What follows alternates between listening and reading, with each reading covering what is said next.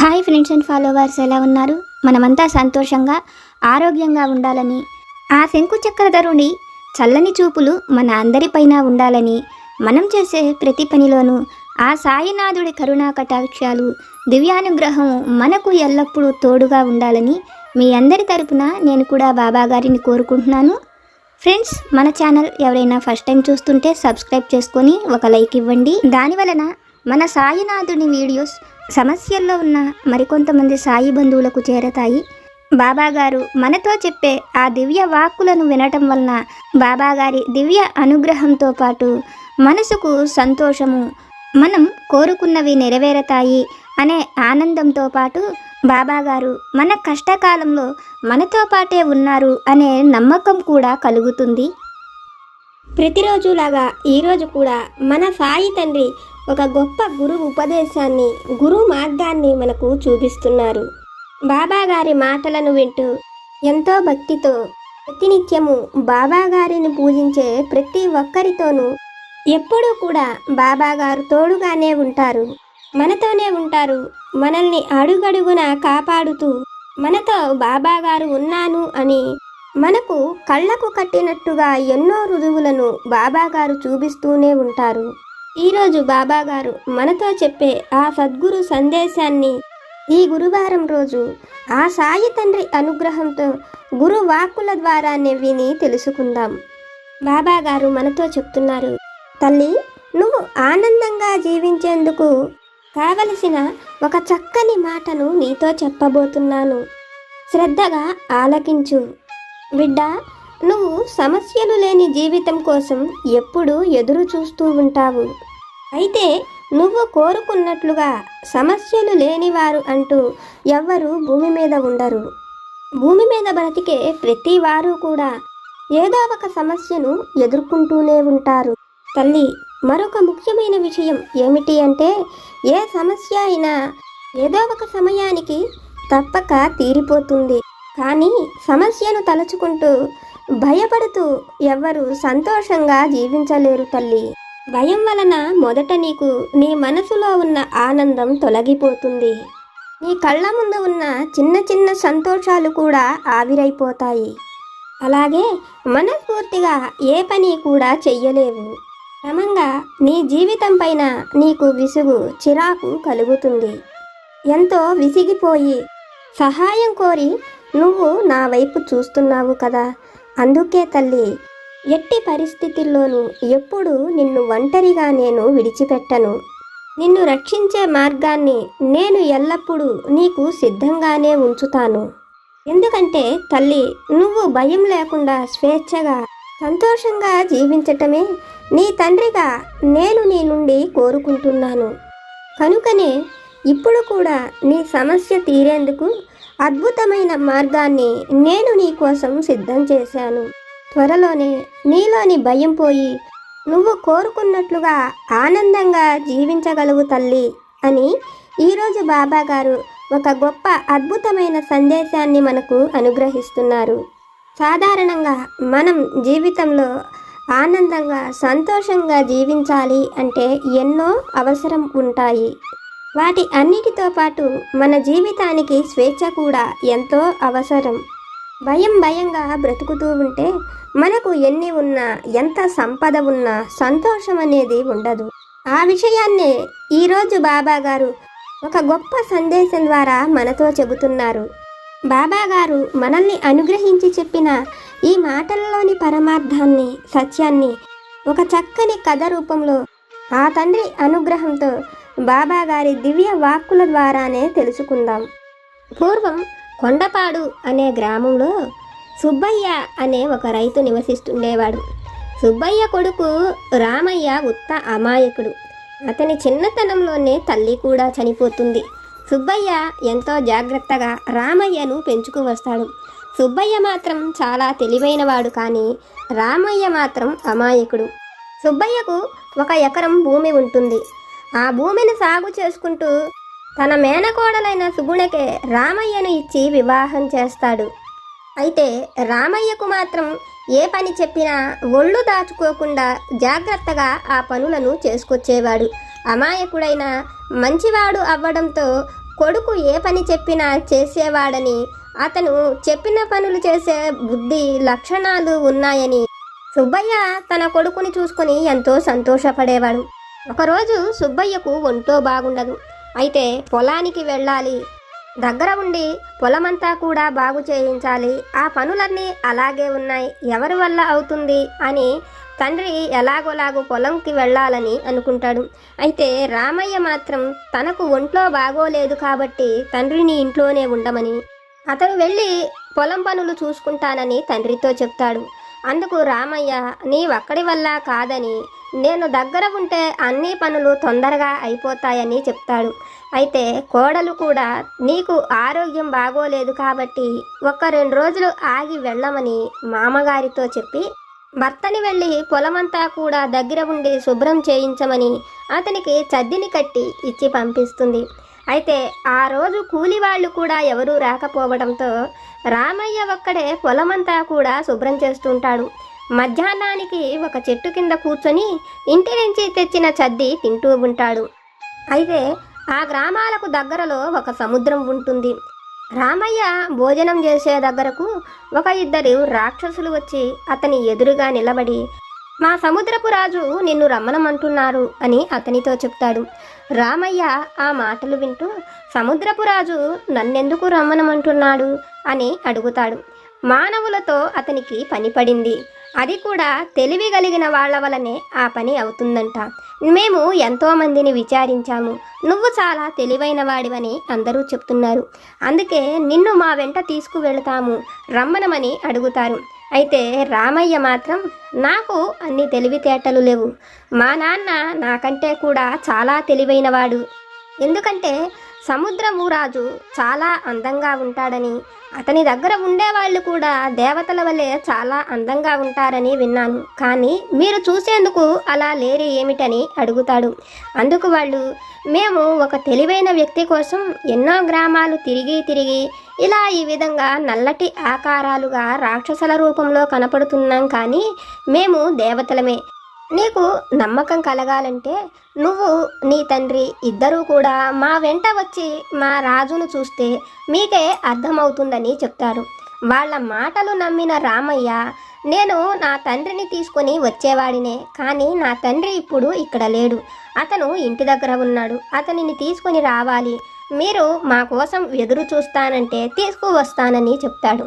అయితే రామయ్య మాటలు విన్న రాక్షసులు ఇవాళ మేము ఎక్కువ సమయం ఆగడానికి లేదు, మేము ఇప్పుడు వెళ్ళిపోతున్నాము, అయితే రేపు పొద్దున్నే తెల్లవారుజాము కల్లా మీరు సముద్రం ఒడ్డు దగ్గరకు వస్తే అక్కడ దేవతల లోకం నుంచి తెప్పించబడే ఒక నౌకను మీకోసం తీసుకువస్తాము, ఆ నౌకలో మీరు కూడా సముద్రరాజు దగ్గరకు రావచ్చు, మహారాజు మిమ్మల్ని మెచ్చితే మీకు ఎంతో విలువైన కానుకలను కూడా ఇస్తారని రామయ్యతో చెప్పి వాళ్ళు అక్కడి నుంచి వెళ్ళిపోతారు. ఆ మాటలు విన్న రామయ్య ఎంతో సంతోషంగా ఇంటికి వెళ్ళి జరిగిన అన్ని విషయాలను తండ్రితో చెప్తాడు. రామయ్య చెప్పిన అన్ని మాటలు విన్న సుబ్బయ్య నిజంగానే వాళ్ళు దేవతలేనా? దేవతలైతే వాళ్ళు అలా ఎందుకు ఉంటారు?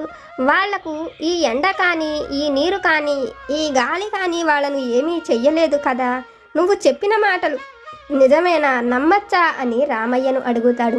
అందుకు రామయ్య నిజమేనని, నువ్వు రేపు నాతో పాటు అక్కడకు వస్తే నిజమో అబద్ధమో అన్నీ కూడా నీకే తెలుస్తాయి, అంతేకాదు మనం అక్కడకు వెళితే మనకు ఎన్నో విలువైన కానుకలు కూడా ఇస్తానని సముద్రరాజు చెప్పాడని వాళ్ళు అతనితో చెప్పారని అన్ని విషయాలను చెప్తాడు.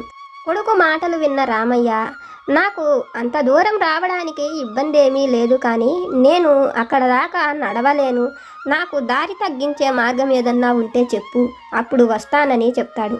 అయితే దారి తగ్గించటం ఎలా, అది సాధ్యం కాదు కదా అని ఆలోచించిన రామయ్య ఆ విషయాన్ని తన భార్యతో చెప్పినప్పుడు భార్య సుగుణ బాగా ఆలోచించి నీ తండ్రికి మంచి కబుర్లు కథలు చెబుతూ తీసుకువెళ్ళు, దాని వలన అలసట తెలియదు, అప్పుడు మీరిద్దరూ కూడా సముద్రం వరకు చేరుకోగలరు, మీ నాన్న చెప్పినది ఆ విషయమే, దారి తగ్గించడం అంటే మనం అనుకుంటున్నట్లు మనం నడిచే నడకను తగ్గించామని కాదు అని భార్య చెప్తుంది.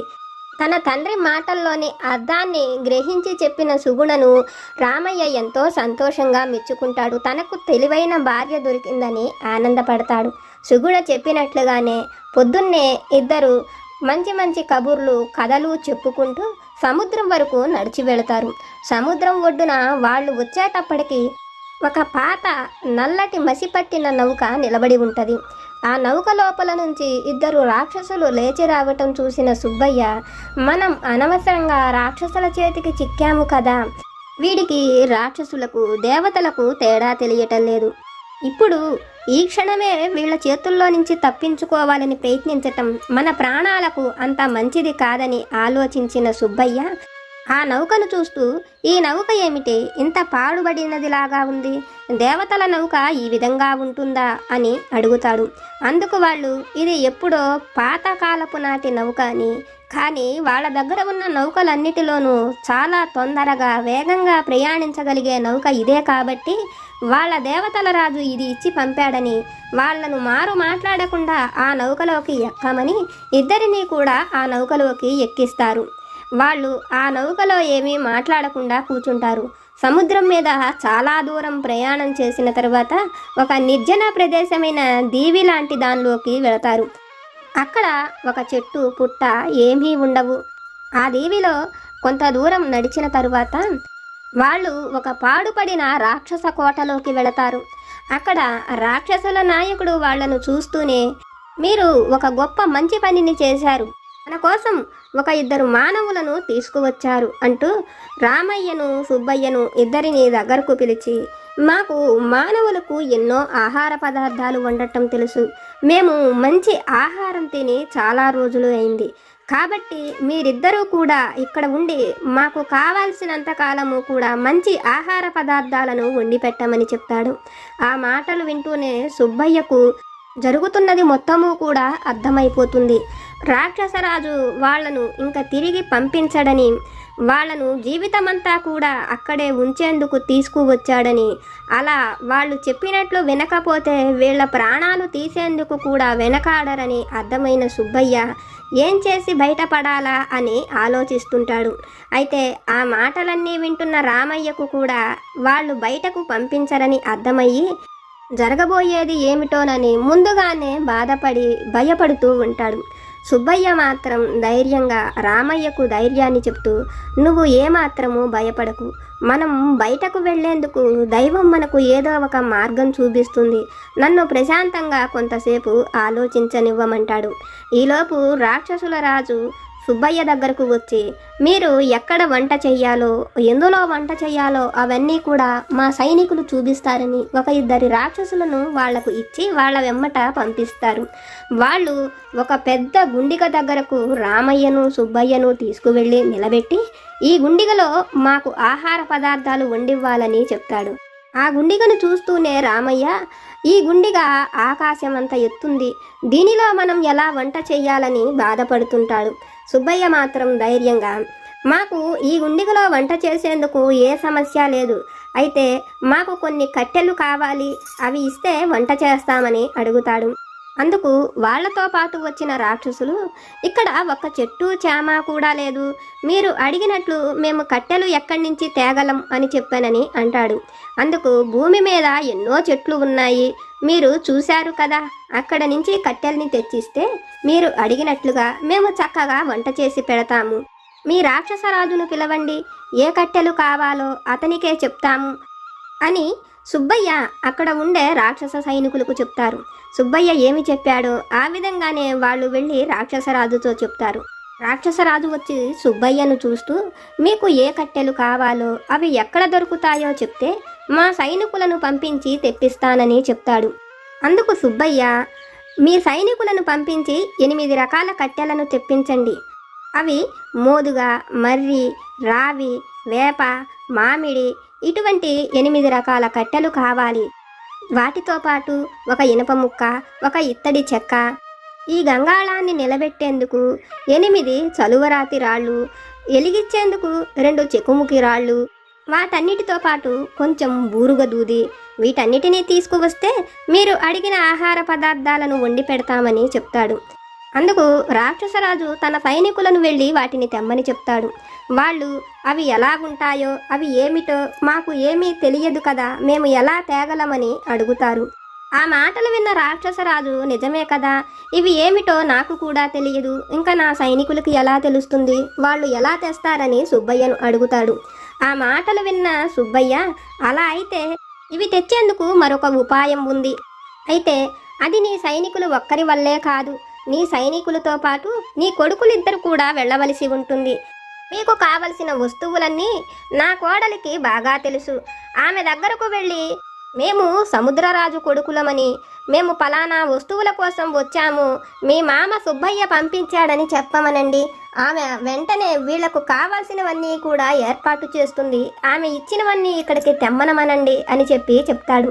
సుబ్బయ్య ఏ విధంగా చెప్పాడో ఆ విధంగానే రాక్షసరాజు ఇద్దరు కొడుకులు మరొక ఇద్దరి సేవకులతో పాటు ఆమె ఇంటి దగ్గరకు వెళ్ళి సుబ్బయ్య చెప్పిన విషయాలను సుగుణతో చెప్తారు.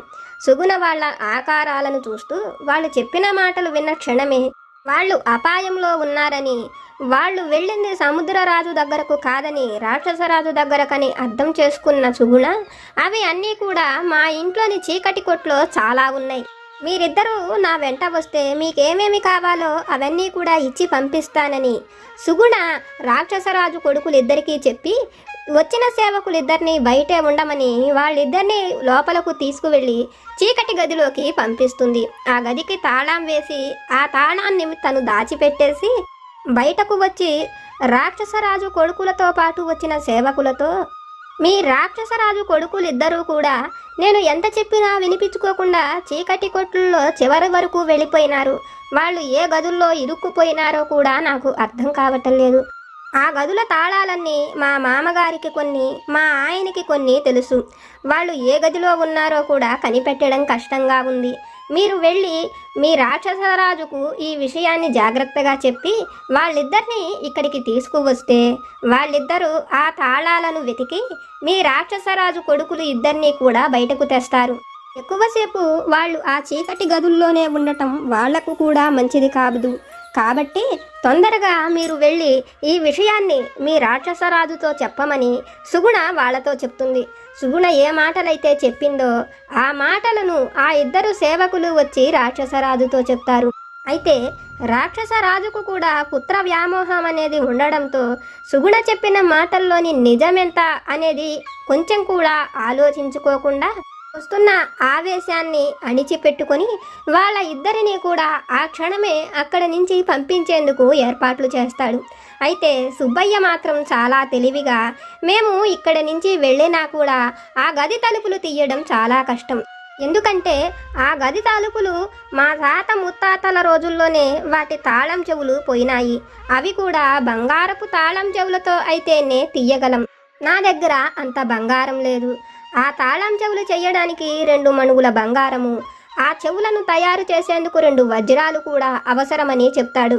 ఆ మాటలు వింటూనే రాక్షసరాజు తన దగ్గర కోకొల్లలుగా బంగారం ఉన్నదని, నువ్వు అడిగిన బంగారాన్ని వజ్రాలను ఇప్పుడే ఇస్తానని 2 మణుగుల బంగారము 2 వజ్రాలను అతనికి ఇచ్చి నౌకలో ఎక్కించి జాగ్రత్తగా పంపిస్తారు.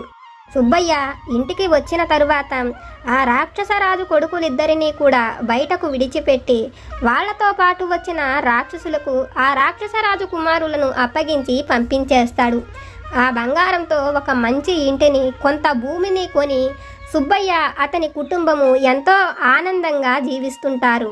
అయితే అదంతా చూస్తున్న రామయ్యకు మాత్రం సంతోషంగా ఆనందంగా జీవించాలి అంటే మనం భయాన్ని విడిచిపెట్టాలని, కష్టంలో ఉన్నప్పుడు భయపడటం కాదని, ఆ కష్టం నుంచి ఎలా బయటపడాలో ఆలోచించుకోవాలని, మన కష్టాన్ని తలుచుకుంటూ ఉంటే మనకు భయమే మిగులుతుందని, ధైర్యంగా ఉంటేనే మనం ఏం చెయ్యాలో కూడా మనకు ఆలోచనకు వస్తుందని తన తండ్రి సుబ్బయ్యను, తన భార్య సుగుణను చూసిన రామయ్యకు అర్థమవుతుంది.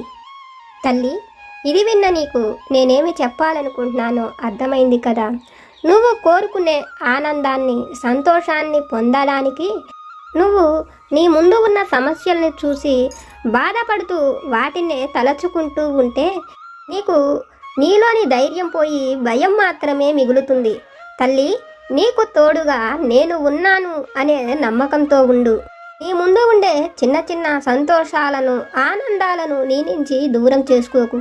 నీ సమస్య ఎలా తీర్చాలో నీ తండ్రిగా అన్ని విషయాలు నాకు తెలుసు. సమయం వచ్చినప్పుడు ఒక చక్కటి ఆలోచనతో దానిని నేను నీ నుంచి దూరం చేస్తాను. నాపైన నమ్మకముంచు అని మన సాయి సమర్థులు ఒక చక్కని గురు సందేశాన్ని మనకు అనుగ్రహించారు. ఫ్రెండ్స్, బాబా గారు మనల్ని అనుగ్రహించి చెప్పిన ఈ మాటలను విన్నారు కదా.